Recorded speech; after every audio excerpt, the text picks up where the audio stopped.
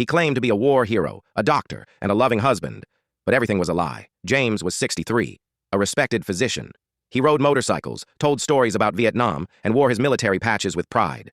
But behind the persona, James was hiding something darker.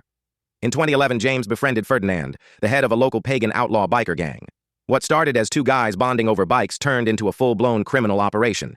James used his clinic to funnel painkillers to fake patients sent in by the gang. Ferdinand would collect the pills and cash out. Everyone got paid.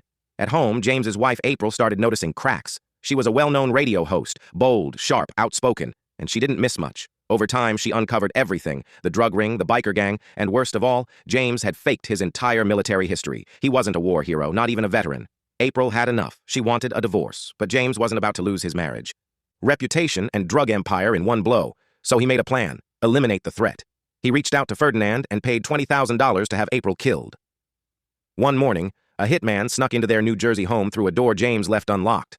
April was still inside. 2 gunshots ended her life. No signs of forced entry, no prints, no suspects. The case went cold. 18 months later, the hitman overdosed and died. One less loose end.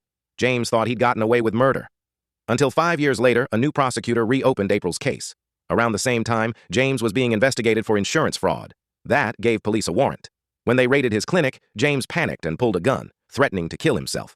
He was arrested on weapons charges, but once the feds got into his phone, it was game over. The trail led back to Ferdinand and the gang. And when investigators turned up the heat, gang members flipped. They told the full story. Ferdinand was arrested and got sentenced for life. James was charged with first-degree murder. But before he could stand trial, he ended his own life in prison. Follow for daily dose of true crime stories.